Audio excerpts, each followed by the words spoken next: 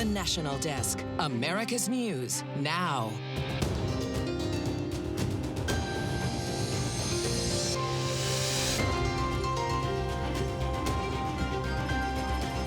There are things that need to be done. There are too many civilians being killed.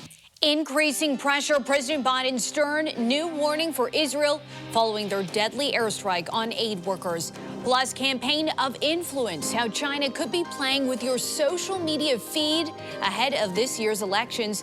And later, shifting gears, Americans hesitating to go all electric. New numbers showing which option they're choosing instead. From the nation's capital, this is the National Desk, America's News Now. Thanks for being here. I'm Dee Gatton, and on this Weekend Edition, we take a look at the big headlines of the week, and we look ahead at what to expect, starting with the 4 big stories we've been following this week. Financial aid frustrations, another issue with FAFSA leaving students in limbo. The delay holding up college admissions. Complicated cleanup. Workers in Baltimore begin to clear the wreckage of the deadly bridge collapse. The technology now being used by underwater divers. Too soon to tell. The Fed gets positive economic news, but is it enough to prove inflation is on the decline? New updates from Chairman Jerome Powell. But first, pressure building in the race to the White House, the key factors set to decide the 2024 presidential election. President Biden has his work cut out for him in key swing states. That's according to a new Wall Street Journal poll. It shows Biden is trailing former President Trump in 6 of 7 battleground states highlighted here on your screen. Biden leads by just 3 points in Wisconsin. Voters say they are frustrated with his handling of the economy and have concerns about his abilities and job performance. The poll also asked about the candidate's approval while in office.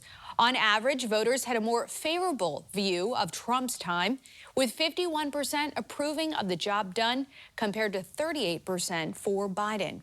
And there's growing evidence that China is conducting a campaign of influence ahead of the 2024 presidential election. The National Desk, Christine Frizzau, details how their plan could already be playing out in your social media feed. On popular social media sites like Facebook, more than 7,000 accounts have already been taken down. The ones still up feature headlines about stories like record high debt, people living in dire straits, and economic decline stemming from waging war all over the place. All part of a campaign experts say is designed to sow division and portray the United States as a society in crisis. Threat actors might be going after specific candidates, but they can also go after voters themselves and try and dissuade them from participating in the election and say that it's ineffective, it's inefficient. Why vote if your vote's not going to count? Similar warnings have already been issued ahead of the 2024 presidential election, with not only Russian interference, but a more emboldened China, demonstrating more sophisticated capabilities using artificial intelligence and social media sites like TikTok, which is owned by the Chinese company ByteDance. TikTok has already been used to influence the elections in 2022. Director Haynes, you cannot rule out that the CCP could again use TikTok as a platform to influence 2024 elections, right? We cannot rule out that the CCP could use it, correct?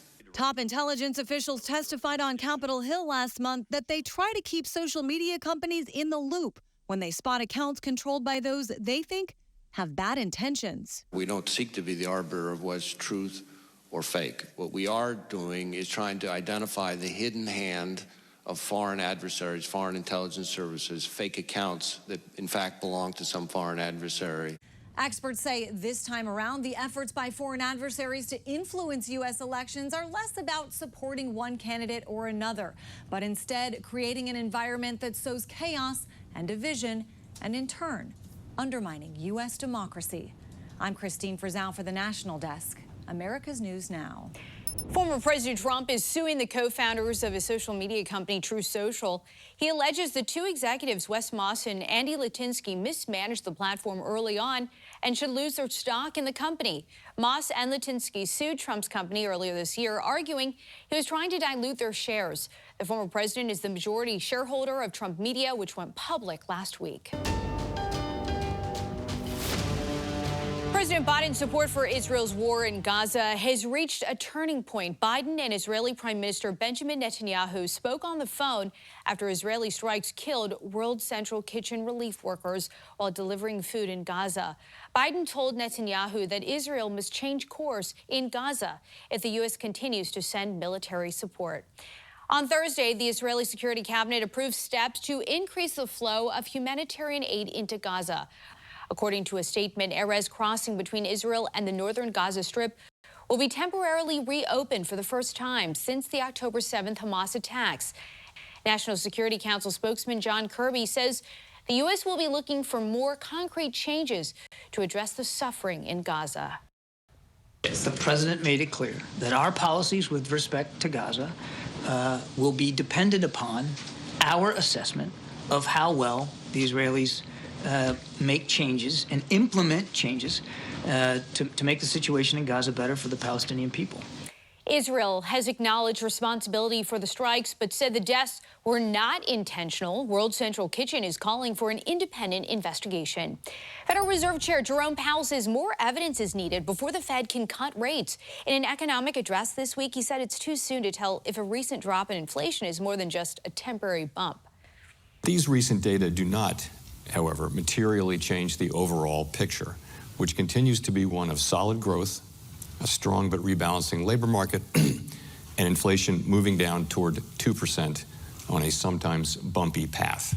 The remarks come as Wall Street grows restless, with many concerned that progress on inflation stalls out.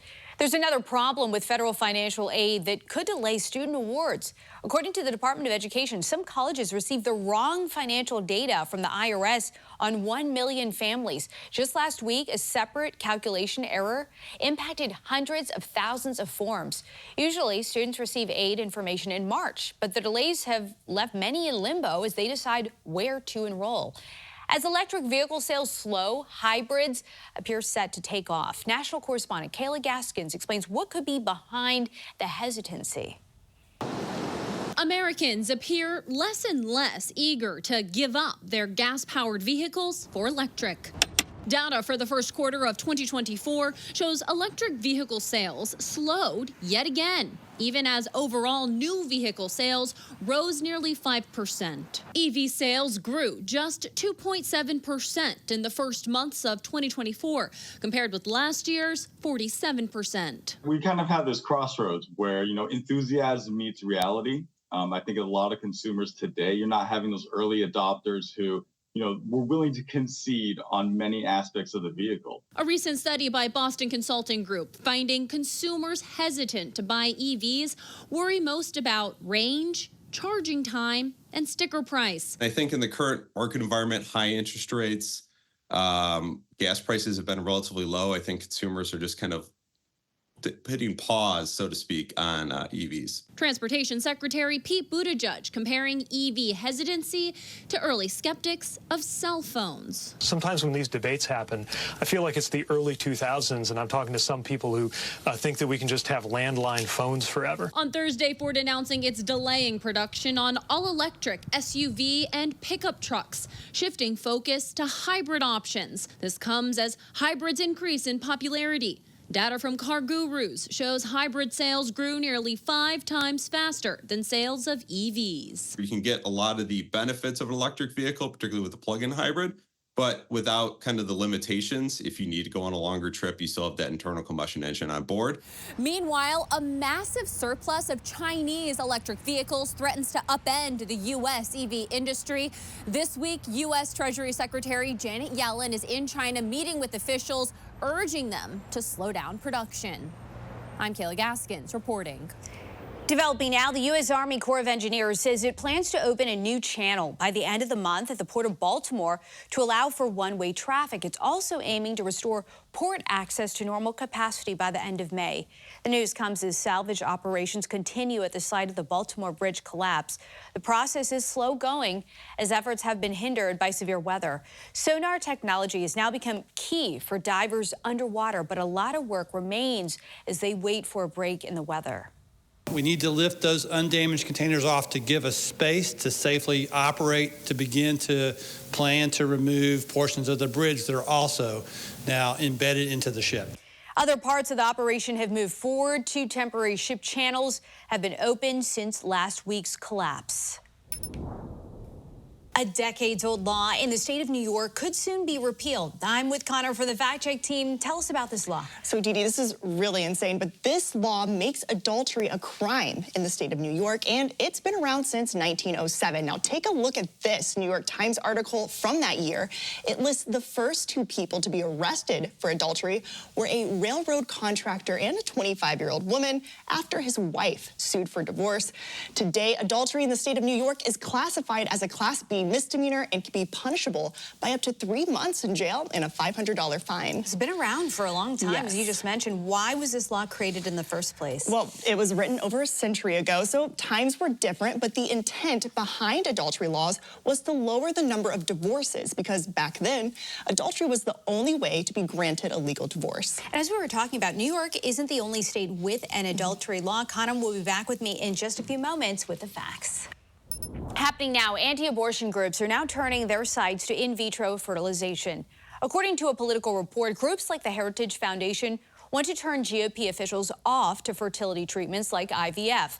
It began after the Alabama Supreme Court ruled frozen embryos are children. The groups don't want a ban. Instead, they hope for restrictions that significantly curb access to the procedure, such as limiting the number of embryos created or transferred. Ahead here on the National Desk, America's News Now. Uphill battle. What an education expert says needs to be done to combat crippling attendance levels post-pandemic. Plus, facility fees adding to the cost of already expensive medical bills. How you can avoid the extra charge the next time you visit the doctor.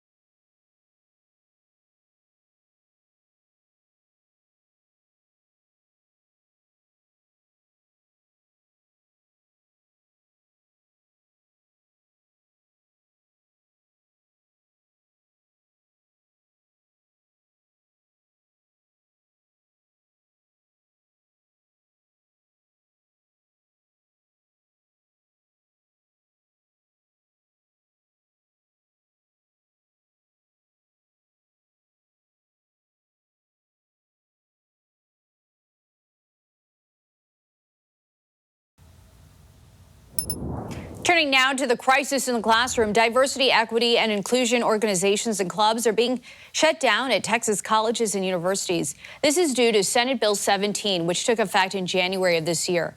An email sent out this week from University of Texas at Austin President Jay Hartzell confirmed that the university laid off 60 employees who worked in DEI programs. Some UT students say it's a step in the wrong direction.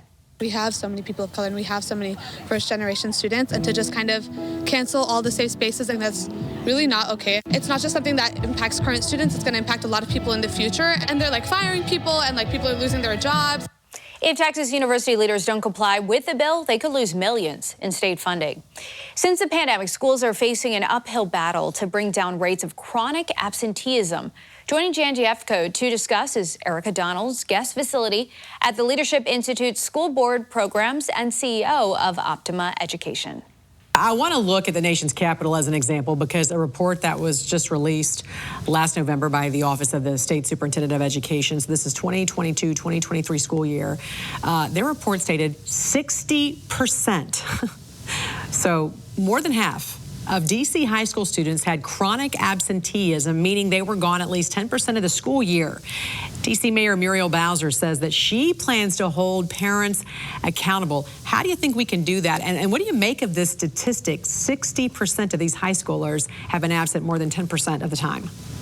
Well, first of all, I find it ironic that the D.C. mayor wants to hold parents accountable for absences, but the D.C. public school system, with its abysmal academic performance, has never been held accountable for its lack of performance with students learning, reading, and math, and being prepared for life, for college and career. That's unfortunate. That being said, when you talk about these statistics, they are even higher in areas of disadvantaged communities and places where we know that students actually do need to be in school and they do not have good home situations. There is not safety in their communities. And so it's very concerning all around. Now, the DC mayor has said that she is going to connect these parents with other services and support that they may need. Well, these parents are not asking for additional support. They are telling the DC public school system, both from their actions and from their responses to some of these polls, that they do not value the academics are being provided to them.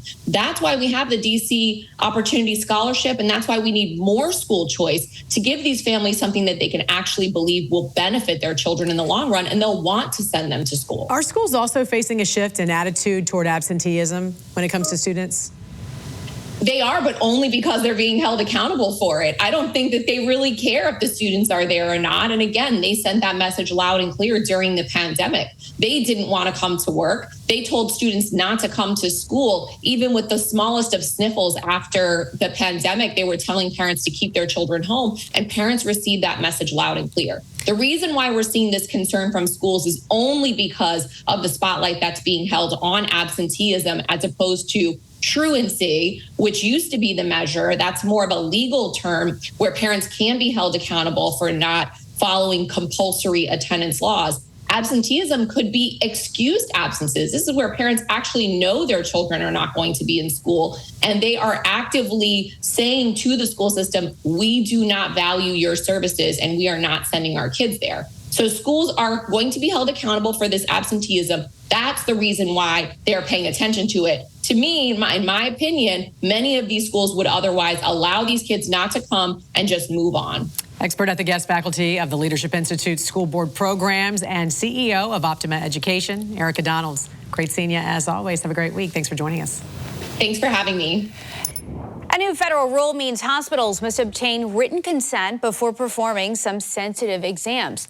In 2020, a New York Times investigation found some teaching hospitals performed pelvic exams on women who were under anesthesia, even though they were not medically necessary and unauthorized by the patient. The Department of Health and Human Services says hospitals could lose Medicare funding if they refuse to comply. If you have a doctor's visit coming up, you might be forced to pay a facility fee on top of your medical bills. National correspondent Janae Bowens has a look at the reasons for the added charges and what you can do to avoid them. Patients across the country are being forced to pay hundreds and sometimes thousands in facility fees on top of their medical costs for routine care. Everyone that I talk to, their facility fee is higher than the fee for seeing the doctor. Dr. Brian J. Tracy is a health coach with Health Without Risk, and a lot of his clients run into these huge bills. She got a $2,000 facility fee for having a needle biopsy, which is typically going to not take very long, in my experience. The reason? Hospitals have been on an acquisition surge and buying up doctors' offices and medical groups. Eric Calciano with New City Insurance says hospitals are tacking on the extra fees, raising prices for standard medical procedures like mammograms and colonoscopies. And according to the Wall Street Journal, hospitals say they need the extra revenue for federal regulations, including price transparency requirements. They also say the money is for costly hospital services like neonatal intensive care units. Unfortunately, they are becoming more and more pervasive. Well, it's insanity. Now, some states, including Connecticut, Colorado, Indiana, Georgia, and Maine, have laws that directly address facility fees. And the White House is looking to eliminate them on telemedicine and other outpatient healthcare services. The best way to avoid these fees is to ask doctors' offices before you make an appointment if you will be charged one. And experts wanted me to tell you, when possible, opt for telemedicine. I'm Janae Bowens reporting for the National Desk. Just ahead, environmental concerns growing in the devastating bridge collapse in Baltimore. The measures being taken to keep toxic chemicals from reaching the water. Plus, search engine scams, the new tactic being used by thieves to steal your information and how to prevent it.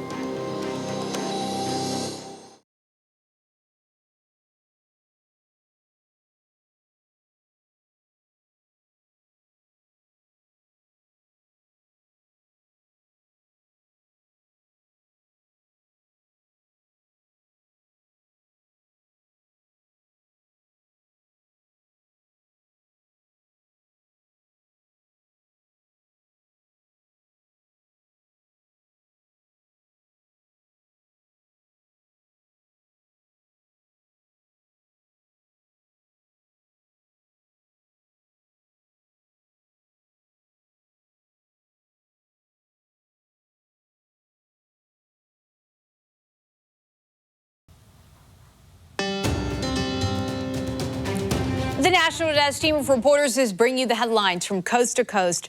We're taking the pulse of America, and we start in Baltimore, Maryland, where concerns are growing regarding the environmental impact of the KEYE Bridge collapse.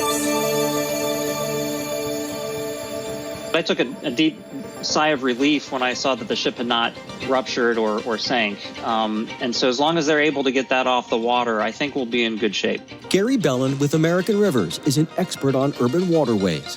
While officials say they've observed a sheen on the water, the Dolly's fuel tank remains intact. If there becomes a hole in the ship or it starts to leak fuel oil, that's a whole nother question. But I'm keeping my fingers crossed that that doesn't happen. The ship is carrying dozens of hazardous materials containers. Federal officials concede that some of those containers have sustained damage, but according to experts on site, continued water and air quality monitoring presently shows no ecological concerns. 2 massive absorbent barriers are in the water, making sure any hazardous materials remain in check. Other protocols are in place in the event that there's a fuel spill. In Cincinnati, cybersecurity experts are warning people of search engine poisoning. The latest scam involves handing over personal information. Search engine rankings are manipulated, making malicious websites appear more authentic.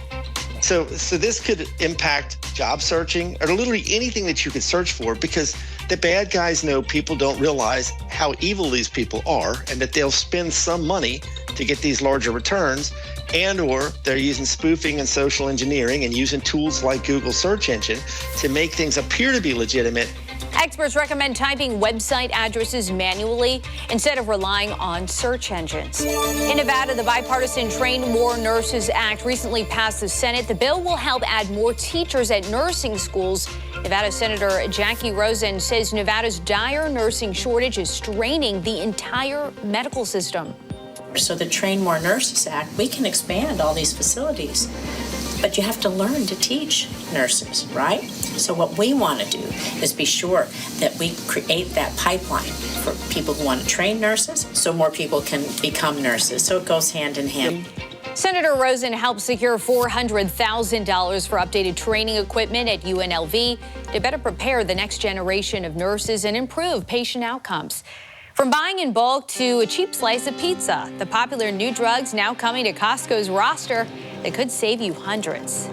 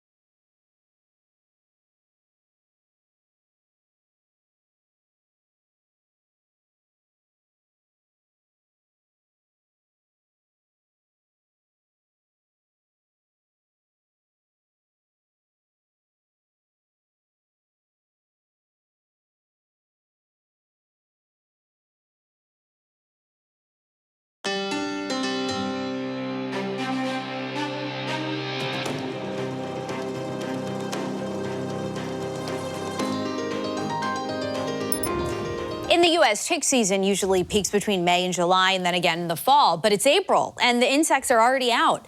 Dr. Bobby Pritt with the Mayo Clinic says you can help prevent tick bites by checking your body after you've been outdoors, wearing long sleeves and pants, and tucking your pants into long socks. Wearing bug spray can also help deter the pests. They are hungry, so they are looking for their first meal of the year, and they do pose that risk of transmitting infection. And Dr. Pritz says that if you live in an area with Lyme disease, you should consider seeing your doctor if bitten. They can prescribe antibiotics to prevent the disease from taking hold. Taking a look at the top trending stories on our website right now, the biggest producer of fresh eggs in the country has temporarily stopped production at its Texas plant because of bird flu. The illness has been found at a poultry facility in Michigan. United Airlines is asking its pilots to take time off in May because of delays in new plane orders from Boeing. The airline was supposed to receive 191 planes this year, but says it's only expecting to receive 88. Costco is now offering members popular weight loss drugs like Ozempic and Wegovy.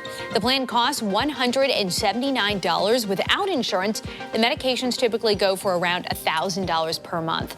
Those stories and much more available right now at thenationaldesk.com.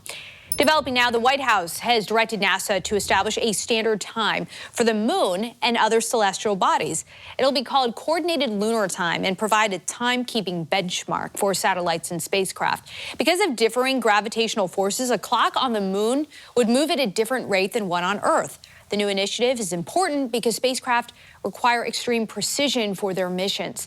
Ahead in our next half hour, costly mistake, the millions of dollars going to home sellers deceived by a real estate listing site. Plus, a deadly Israeli airstrike on aid workers, the one-on-one interview with a former co-worker and friend of one of the victims. You're watching the National Desk, America's News Now. You can catch us live weekdays from 6 a.m. to 11 a.m. and 10 p.m. to midnight Eastern Time, and anytime online at thenationaldesk.com. We'll be right back.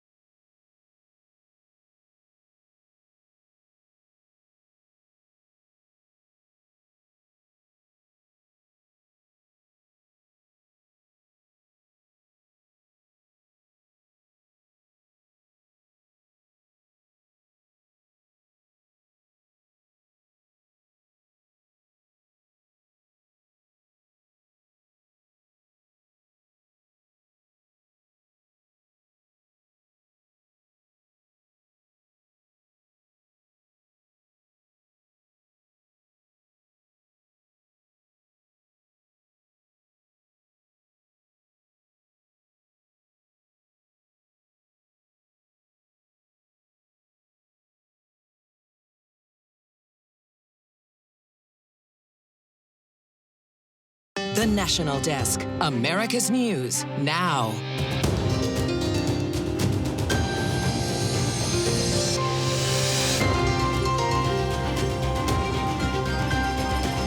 Why do we have our cops put in a very dangerous situation? They shouldn't have been there.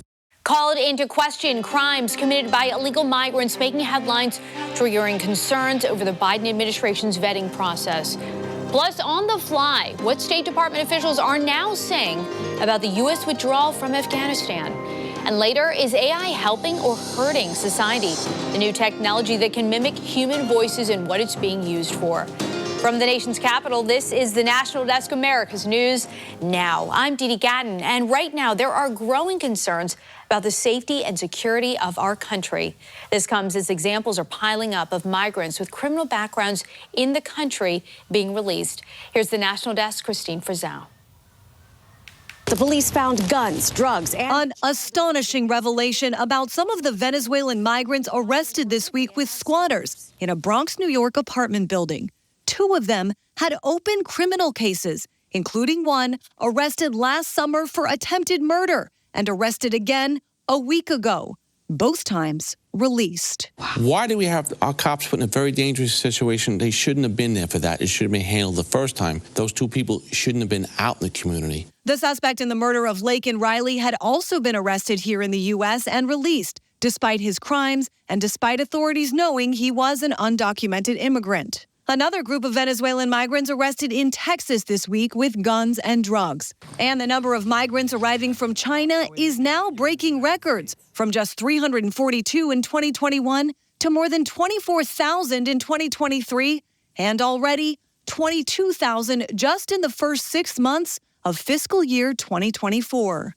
In all of these cases, many now wondering if they had criminal pasts in their home countries. The answer, we may never get. When they say vetted, they do not mean that any criminal record was checked in Venezuela of people who they are either releasing or paroling at the border. Same with Cuba. The Cubans don't like us. We've been enemies ever since, 1959, since the revolution. So they don't give us information. The Biden administration has insisted the vetting is taking place. Individuals who seek parole under our January 5th program for Cubans, Haitians, Nicaraguans, and Venezuelans are screened and vetted before they arrive at our border. House Republicans are now demanding answers from the Department of Homeland Security, not just about migrants with criminal backgrounds, but those with terrorist ties. They say they still haven't gotten answers about the possible threat already inside our country. I'm Christine Frizzell for the National Desk. The Justice Department is investing nearly $80 million to help communities fight violent crime. Federal officials are targeting St. Louis, Missouri, Jackson, Mississippi, and Hartford, Connecticut in particular. Last year, homicides decreased 13% nationwide, with a 6% drop in overall violent crime. Attorney General Merrick Garland credited part of that decrease to community intervention programs. The White House is talking privately with Speaker Mike Johnson about continued aid to Ukraine. Talks have been ongoing throughout Congress's 2-week break. While the White House is pressuring Republicans to get the job done, some remain strictly opposed. I'm going to tell you right now, funding Ukraine is probably one of the most egregious things that he can do. There's not even any daylight between him and Nancy Pelosi at this point. And despite their frustration, White House officials believe the approach could result in the $60 billion aid package moving forward. Both the Biden administration and some Republicans are saying time's not on Ukraine's side. We are at a critical point.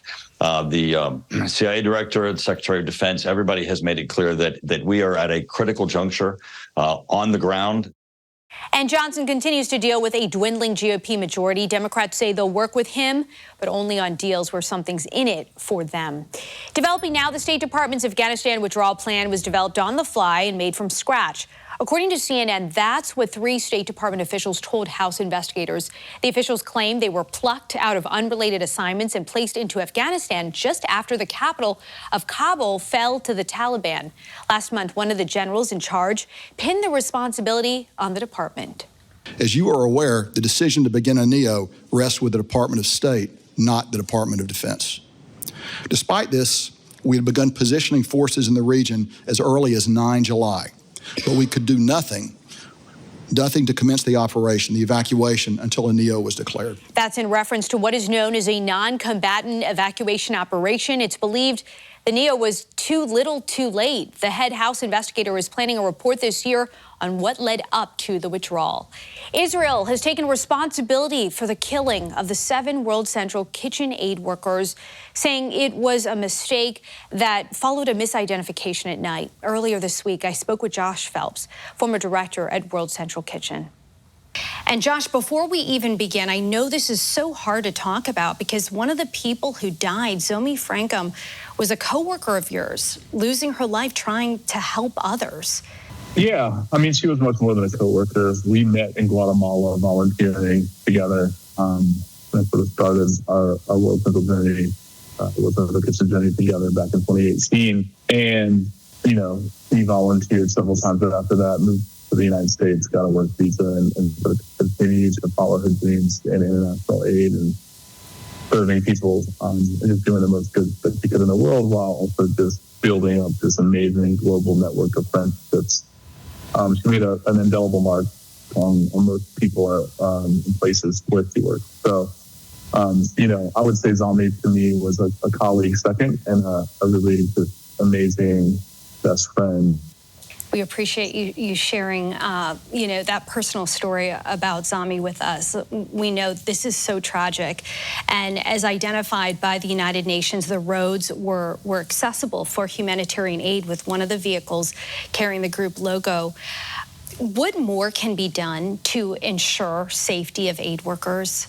That's a hard question, right? Supposedly everything was coordinated. It's been reported now that there was actually a sniper attack on one of the cars the week before, and some other things happening in and around that area by the pier over the last couple of weeks. This wasn't the first airstrike; it won't be the last. So, to me, if you can't guarantee the safety of your people, then you shouldn't send them in. And you offer a very unique perspective here, from when you were working for the aid group to now. How have you seen things changing? For me, my last sort of deployment and mission with World Central Kitchen was in Haiti at the end of 2021 after the earthquake, and then prior to that, the assassination of the president. And, unfortunately, it's gotten even worse. But, that was a foray into a pretty serious, unsafe situation. And I think, the time to get security protocols in place is not after, I'm looking at these pictures, it's not after a traumatic incident, it's before. Obviously, the deaths of 7 people prove that there's no wiggle room here. If you can't guarantee the safety of your people, whether they know the dangers or not, you have a responsibility for them. We know, real people affected by this. We appreciate you taking the time, and we are so sorry for your loss. Josh Phelps, thank you for joining us. Thank you for having me. I appreciate it. New details, 23 million low-income households could lose a subsidy that helps provide their internet. At the end of the month, the Affordable Connectivity Program is expected to run out of funds. The subsidy gives households up to $75 off their internet bill each month. Starting in May, internet companies will have the option to offer partial discounts using any remaining federal funding. OpenAI has unveiled a new artificial intelligence that can mimic human voices. According to the company, the tech called Voice Engine only needs a 15-second clip to replicate a voice flawlessly and can even speak in other languages. The tool has not been released to the public because it could be used by bad actors. Right now, only a few of the company's partners have access. The FTC is refunding nearly $62 million to 55,000 home sellers deceived by the online real estate listing service Open Door Labs. According to a 2022 complaint, the company pitched that homeowners could earn more money selling to Open Door than they would on the open market. In reality, most people who sold to Open Door made thousands less and paid more in costs. Open Door is agreeing to pay monetary relief and change how it markets its services. The state of New York could soon repeal a law from 1907 that makes adultery a crime, punishable by up to 3 months in jail and a $500 fine. I'm back with Connor from the Fact Check team. We don't hear about this a lot. How often is someone charged with adultery? Yeah, we sure don't, and that's because it's rare. Now, here's a look at the law for some context, but about a dozen people have been charged with adultery in New York since the 1970s. Only 5 have resulted in charges. The most recent case was back in 2010. Now, with all that in mind, the law was almost repealed in the 1960s because a state commission reported it was practically impossible to enforce. But the chamber ultimately restored the adultery law after a politician argued getting rid of it might make it look like New York endorsed marital unfaithfulness. But this time around, it's very likely the bill to remove New York's adultery ban is going to pass into law. It's already passed the Assembly and the state Senate. Now it heads over to the governor's desk for a signature. Once it's signed, it'll be immediately repealed. And New York isn't the only state with adultery laws. How many states still have laws that criminalize adultery? So adultery is illegal in at least 14 other states. And 3 of those states, Oklahoma, Michigan, and Wisconsin, criminalize it as a felony. The rest criminalize it as a misdemeanor. All right, Connor, thank you. And for more on this Fact Check team topic, including links to their sources, scan the QR code on your screen or visit thenationaldesk.com.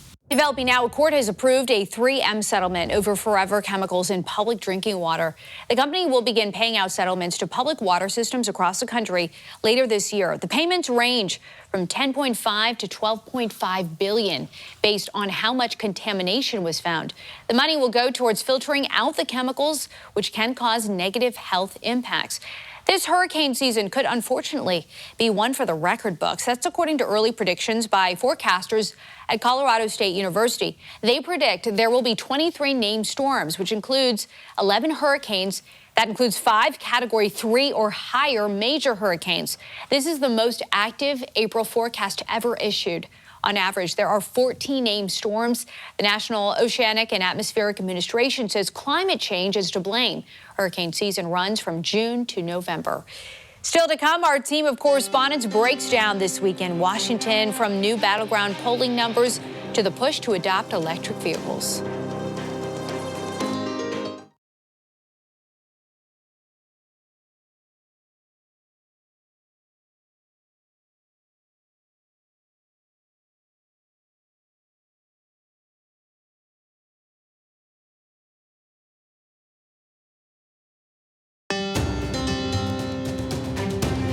And welcome back. Our Washington Bureau covers the nation's capital every day, reporting on the important issues facing the country and how they impact you. Our team of correspondents is here to share their insights on the stories they've been covering. First, a warm welcome to our new national correspondent, Matt Galka. Matt, you've been covering the presidential race and new battleground polling numbers. What's the latest? Well, Steve, thank you for that warm welcome. So the Wall Street Journal poll out this week, if you're Team Biden, if you're in the White House, you certainly don't love it. As 6 out of 7 battleground states, you have Donald Trump leading Joe Biden. We're talking states like Georgia and Pennsylvania, where Trump is up 3. In Nevada, you have Trump up 4. You have Arizona, where Trump is up 5. You have Michigan, where Trump is up, and North Carolina. Now, you don't love that if you're Joe Biden, because those are all states you won in 2020 in order to secure the White House, besides North Carolina. And some of them you won in very narrow fashion. Joe Biden was the first Democratic presidential candidate to win Arizona in at least 2 decades. I believe the last president was Bill Clinton to flip that state blue. So you see these poll numbers, and it's very troubling. But the good news, if you're Joe Biden, 25% of those surveys are still undecided. So there's still time, and I'm sure that's what they're saying in the White House now. Right, and this poll showing concerns for Democrats among voters that are the Democratic base, Latino voters, African-American voters, young voters. Joe Biden has some work to do between now and November with those voters. Meanwhile, there are growing concerns that the U.S. government isn't vetting the backgrounds of border crossers who are being allowed to stay in the country. National correspondent Christine Frizzell, what have you learned?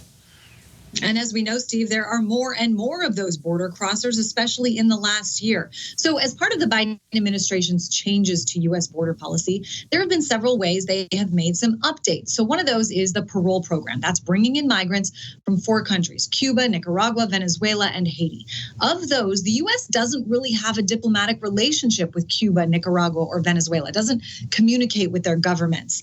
Well, Haiti doesn't even really have a government right now. So the idea that we would be getting information about those coming here, whether it's if they already had asylum in another country or if they had criminal backgrounds in their home country, there is truly no way to know. So when we hear Secretary Mayorkas say, these people are all being vetted, experts tell me that is virtually impossible. But here is something that is even more alarming. Examples are piling up of undocumented migrants who have been released into this country with criminal histories here.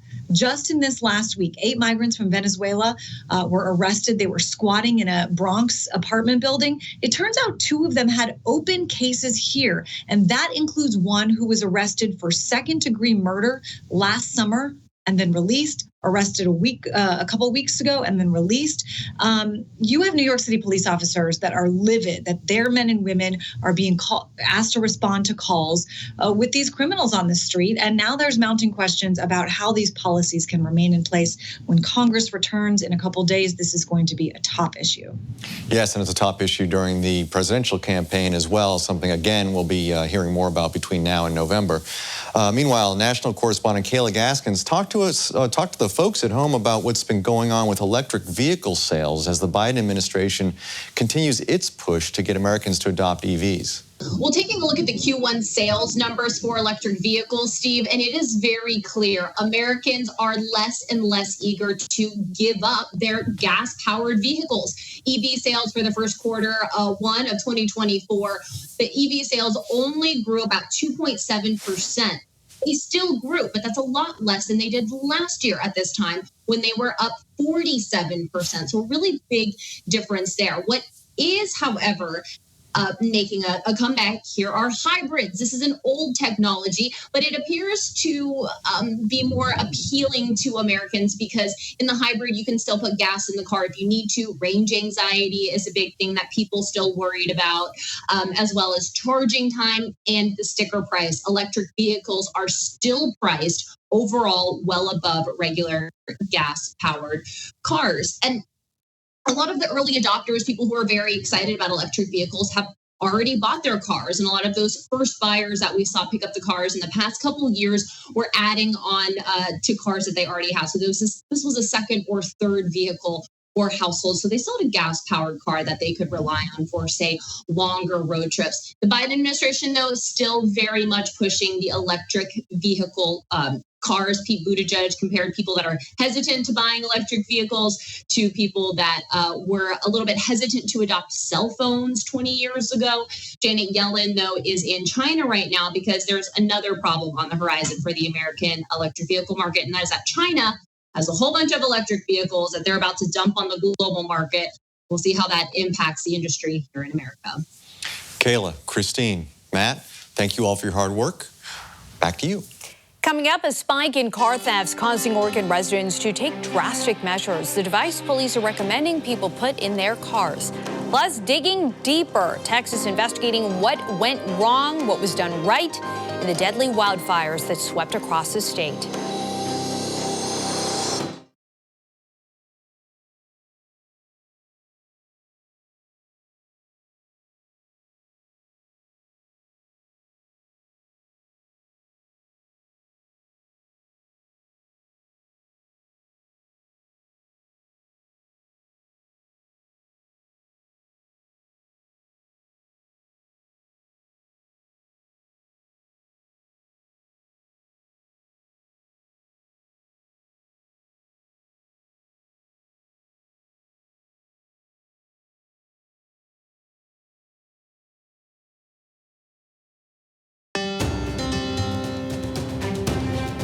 This is the National Desk, America's News Now. We have reporters all across the country in your neighborhoods covering issues that matter to you. From Oregon residents facing a surge in carjackings to Texas investigating the cause of deadly wildfires, we're taking the pulse of America, but we start in Washington State, where Seattle City Council members say protesters put their safety at risk.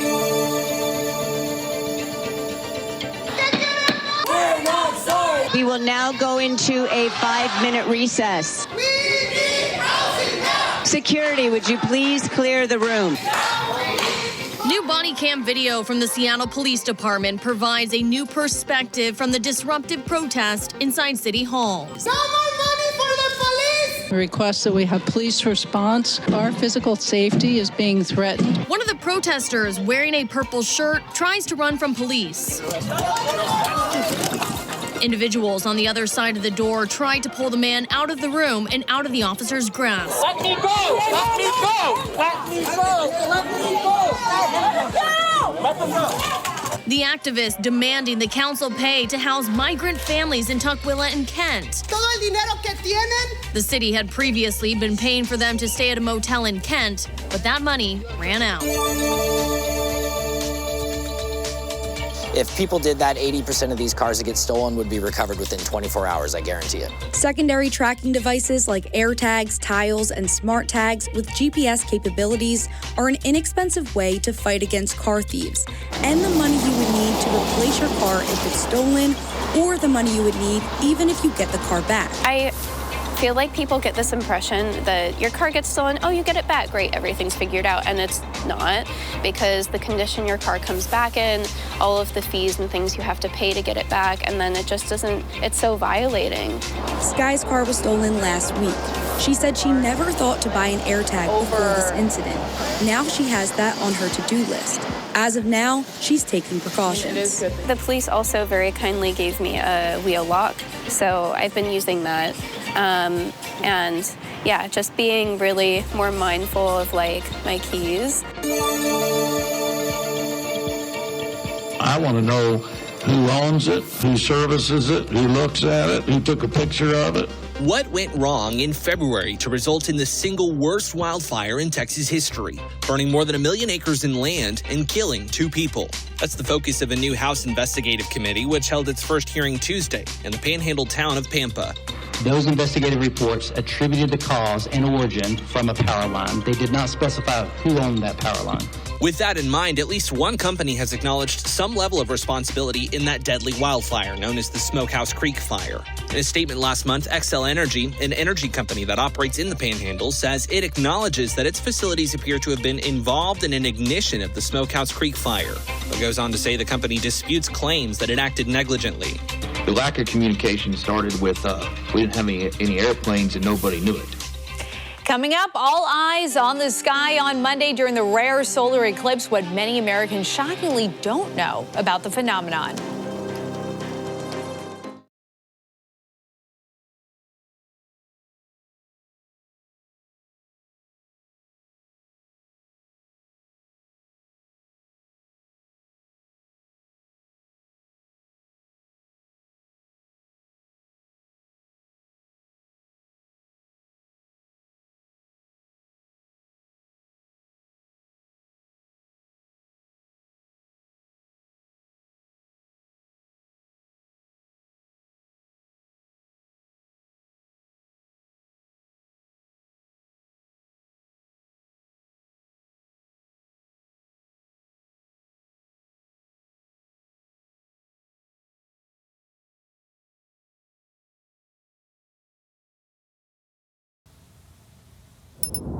Looking ahead to stories making headlines next week, the parents of Michigan school shooter Ethan Crumbley will be sentenced on Tuesday. A jury found them guilty of 4 counts of involuntary manslaughter in separate trials.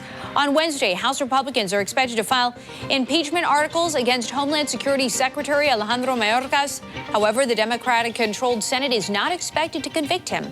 Wednesday also marks 1 year since the mass shooting at a bank in Louisville, Kentucky. 5 people were killed and 8 others injured.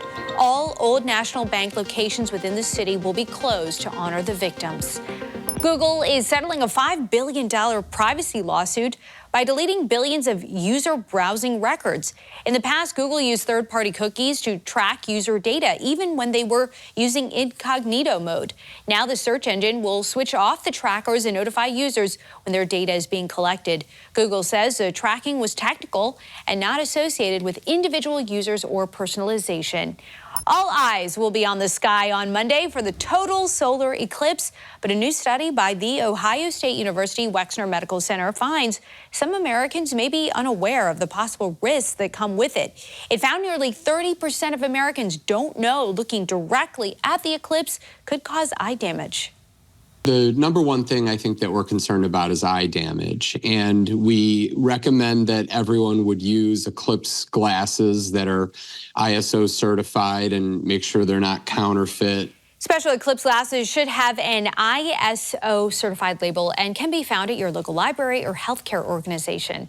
That'll be all for us on the weekend edition of the National Desk, America's News Now. Don't forget, you can catch us live from 6 a.m. to 11 a.m. and 10 p.m. to midnight Eastern Time. Check your local listings. You can also watch us online and catch up with the latest headlines on thenationaldesk.com. Thanks for watching the weekend edition of the National Desk. I'm Dee Dee Gatton, and from all of us here, have a great week.